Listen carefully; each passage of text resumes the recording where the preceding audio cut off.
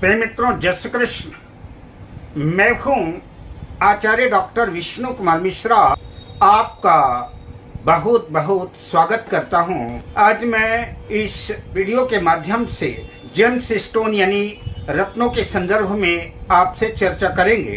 क्या किसी भी ग्रह की दशा अंतर्दशा को देख करके हमको उस ग्रह की दशा अंतर्दशा के स्वामी के ग्रह का रत्न धारण करना चाहिए या नहीं?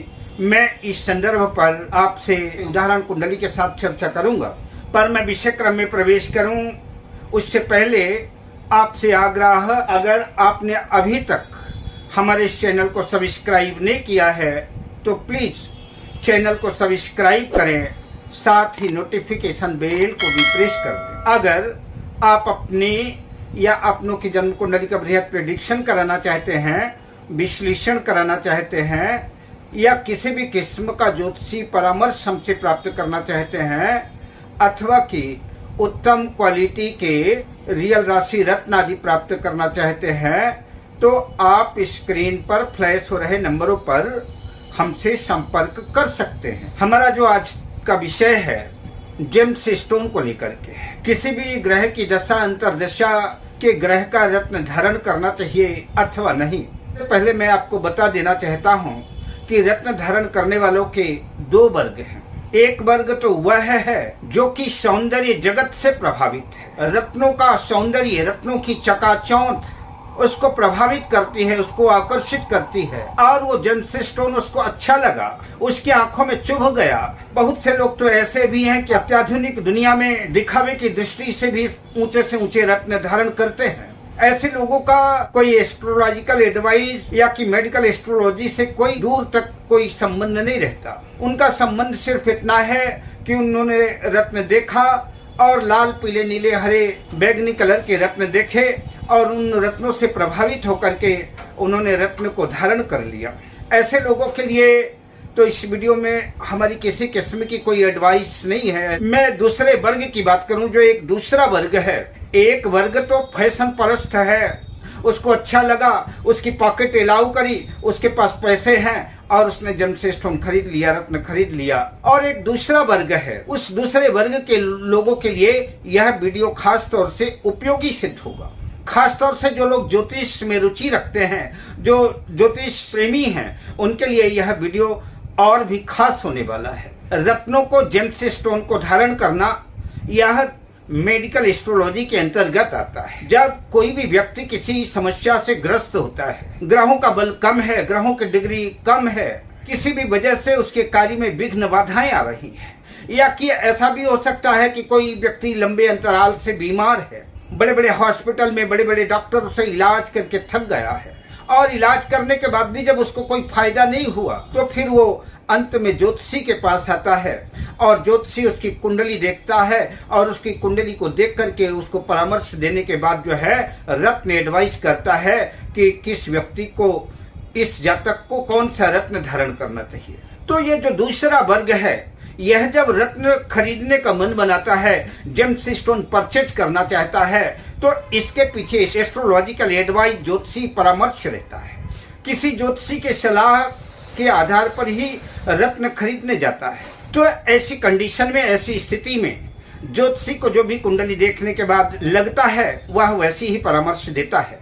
पर मैं खास तौर से ज्योतिष से जुड़े हुए बंधुओं से कहना चाहूंगा और सविनय नम्र निवेदन के साथ कहना चाहूंगा कि किसी भी जातक की, किसी भी व्यक्ति की कुंडली देखें और कुंडली देख करके किस ग्रह की दशा चल रही है, किस ग्रह की अंतर्दशा चल रही है, और उस ग्रह से संबंधित स्टोन न पहनाएं। जल्दबाजी में कोई स्टोन पहनने का निर्णय न लें।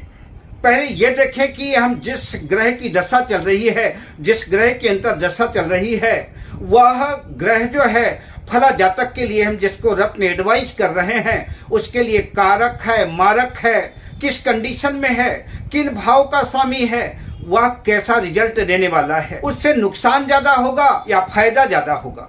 इन दृष्टियों को देखने के बाद हम जब रत्न एडवाइस करेंगे तो वह रत्न निश्चित रूप से लाभकारी सिद्ध होगा।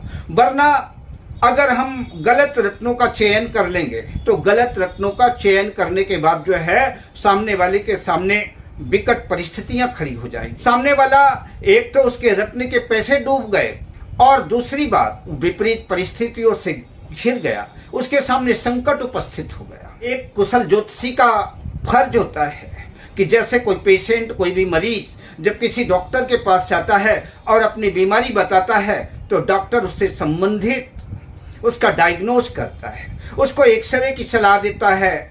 एक्सरे से काम नहीं चलता तो सोनोग्राफी, एमआरआई वगैरह की बात करता है, क्लिनिकल पैथोलॉजिकल टेस्ट कराता है और उसके बाद बड़ी सूझबूझ के साथ रोग का निर्णय करता है कि इस व्यक्ति को ये बीमारी है। तो रोग की दवा देता है, उस रोग के निदान का साधन ढूंढता है और उस रोग से संबंधित दवाइयां देता है। ठीक इसी तरह से एक कुशल ज्योतिषी का भी फर्ज होता है। ज्योतिषी का दर्जा एक डॉक्टर से बड़ा है। आप ज्योतिष के क्षेत्र से जुड़े हैं तो आप अध्यात्म की विद्या से भी जुड़े हुए हैं। आप ब्रह्मांडीय विद्या, अध्यात्म विद्या से जुड़े होने की वजह से इस वेद का अंग है, वेदांग है और इसका संबंध सीधा परमात्मा से है। तो आपकी जिम्मेदारियां जो है एक डॉक्टर से और बहुत ज्यादा हो जाती हैं। इसलिए रत्न का चयन करते वक्त जो है बड़ी सावधानियों की आवश्यकता होगी। अगर आप गलत डिसीजन लेते हैं, गलत निर्णय लेते हैं, गलत रत्न पहनाते हैं तो सामने वाले के सामने कई किस्म की मुसीबतें खड़ी हो जाएंगी, उसके सामने गंभीर संकट खड़ा हो सकता। सामने वाला जो व्यक्ति आया है आपके पास तो समस्या का निदान खोजने आया है और आपने उसकी कुंडली देखी और देखा कि फला ग्रह की दशा चल रही है, महादशा चल रही है और आपने जो ग्रह का स्टोन, उस ग्रह का जेमसे स्टोन उसको जो है रिकमेंड कर दिया। किंतु इससे पहले आपने उस ग्रह का स्वभाव नहीं देखा जिस ग्रह का स्टोन पहना रहे हैं।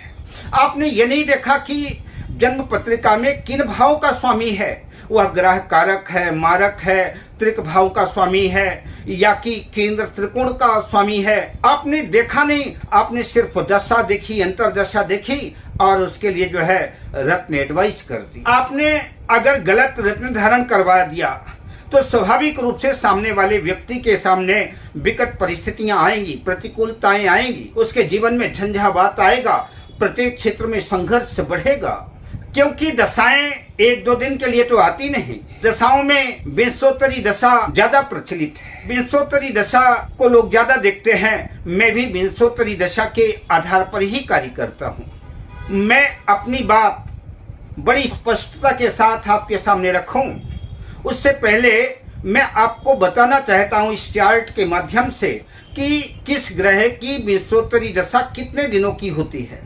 आप इस चार्ट के माध्यम से देख सकते हैं सूर्य की जो महादशा होती है वो 6 वर्ष की होती है, चंद्रमा की महादशा 10 वर्ष की होती है, मंगल की महादशा 7 वर्ष की होती है, राहु की महादशा 18 वर्ष की होती है और देवगुरु बृहस्पति की महादशा 16 वर्ष की होती है। शनि की महादशा 19 वर्ष की होती है, जबकि बुध की महादशा 17 वर्ष की होती है और केतु की दशा 7 वर्ष की होती है और शुक्र की महादशा सबसे ज्यादा यानी 20 वर्ष की महादशा होती है। तो इस चार्ट में देखिए जो सबसे ज्यादा महादशा है वो शुक्र की दशा 20 वर्ष की है। अब आपने मान लीजिए शुक्र जो है किसी कुंडली में योग कारक नहीं है, मारक है। शनि किसी कुंडली में प्रतिकूलताएं दे रहा है, दुष्प्रभाव दे रहा है। ऐसी स्थिति में आपने शुक्र का रत्न हीरा डायमंड धारण करवा दिया, शनि का रत्न नीलम धारण करवा दिया, तो 40 वर्ष की ये एक लंबा अंतराल जो है, 19 वर्ष तो शनि की दशा के गुजर गए, 20 वर्ष शुक्र की दशा के निकल गए और आपने ऐसी कंडीशन में शुक्र का रत्न हीरा और नीलम धारण करवा दिया और दोनों दुष्प्रभाव देने वाले हैं, प्रतिकूलताएं देने वाले हैं। तो सामने वाले की जिंदगी के 40 वर्ष तो आपने बर्बाद कर दिए। हो सकता है ऐसी कंडीशन में उसके सामने अनेक प्रतिकूलताएं तो आएंगी, कई बार ऐसा भी हो सकता है कि उसको जान से भी हाथ धोना पड़ सकता है। इसलिए रत्न का डिसीजन जो है बड़े विवेक के साथ और बड़ी ईमानदारी के साथ ग्रहों की स्थितियों और परिस्थितियों को देखने के बाद ही करना चाहिए। मान लीजिए उदाहरण के लिए कि मेष लग्न की कुंडली है। मेष लग्न की कुंडली में शुक्र जन्म कुंडली के द्वितीय भाव और जन्म कुंडली के सप्तम भाव, द्वितीय भाव और सप्तम भाव का स्वामी शुक्र है और दोनों मारक भाव है और शुक्र जाकर के जन्म कुंडली के छठे भाव पर कन्या राशि में नीच राशि में स्थित हो गया और शुक्र की महादशा चल रही है। या कि शुक्र अष्टम भाव में वृश्चिक राशि में जाकर के शत्रु राशि में बैठ गया। क्रूर ग्रहों से, पाप ग्रहों से शुक्र पीड़ित है और ऐसी कंडीशन में, ऐसी स्थिति में आपने शुक्र का रत्न हीरा डायमंड जातक को धारण करवा दिया। आपने सिर्फ ग्रहों की स्थिति नहीं देखी, आपने ये नहीं देखा कि शुक्र किन भाव का स्वामी है। शुक्र की दशा देखी और उसको हीरा पहनने की सलाह दे दी, सजेशन दे दिया। एक तो शुक्र 2 मारक भाव का स्वामी है और दूसरा छठे भाव में रोग ऋण शत्रु के भाव में बैठ गया।